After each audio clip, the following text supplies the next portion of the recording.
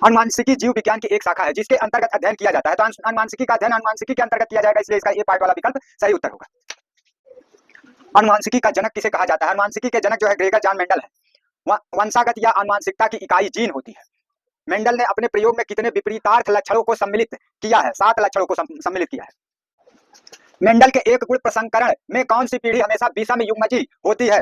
तो वह जो है प्रथम संतानीय पीढ़ी, प्रथम संतानीय पीढ़ी। और capital T small T allele जोड़ा है, तो कैपिटल टी मतलब लंबापन और स्मॉल टी मतलब बौनापन, अर्थात विषम, तो विषम युग्मजी लंबा। मेंडल के एकल संकरण क्रॉस में मटर के लंबे और बौने पौधों का फिनोटाइप अनुपात होता है। ए पार्ट वाला 3:1 का अनुपात होता है। यदि एक विषम युग्मजी लंबे पादप का एक सम युग्मजी बौने पादप के साथ क्रॉस कराया जाए तो बौने पादपों का प्रतिशत होगा 50% होगा, आधा आधा दोनों का लक्षण होगा।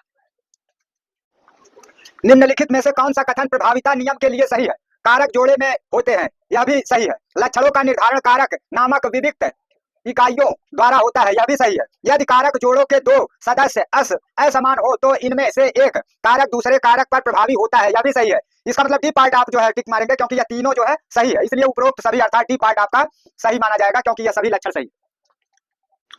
प्रभाविता एवं पृथक्करण के नियमों का प्रतिपादन किसने किया था? तो यह जो है मेंडल ने किया था।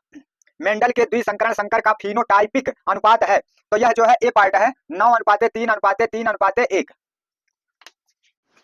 द्विसंकर टेस्ट क्रॉस का अनुपात है 1:1:1, यह डी पार्ट। लक्षणों की वंशागत संबंधी मेंडल के परिणामों की पुनः खोज की थी उपरोक्त सभी ने, मतलब कारेक्स ने भी की थी, वान शेरमार्क ने भी की थी, डी ब्रीज ने भी की थी, इसलिए उपरोक्त सभी डी पार्ट वाला विकल्प सही माना जाएगा।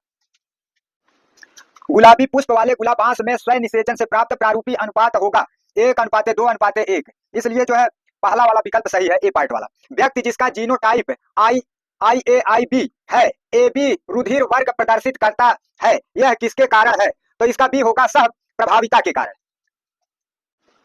मानव में ABO रुधिर वर्गों के कितने जीनोटाइप संभव हैं? तो यह 6 जीनोटाइप संभव है। रुधिर वर्ग O वाली स्त्री AB रुधिर वर्ग के पुरुष के साथ विवाह करती है, उसके पुत्र का रुधिर वर्ग कौन सा हो सकता है? तो यह होगा AB रुधिर वर्ग, क्योंकि इसमें AB है इसलिए AB A या B रुधिर वर्ग। वंशानुक्रम का गुणसूत्रीय मत किसने प्रस्तुत किया था? तो यह सटन या बोवेरी ने किया था, तो इसलिए इसका पहला पार्ट सही है। वंशागत का जीन मत किस वैज्ञानिक ने प्रतिपादित किया था? तो यह TH मॉर्गन ने किया था। संतान को पिता से कितने जीन्स प्राप्त होते हैं? तो यह जो है 50% जीन्स प्राप्त होते हैं। लिंग गुणसूत्र X या Y की खोज किसने की थी? स्टीवेंस या विल्सन ने जो है की थी।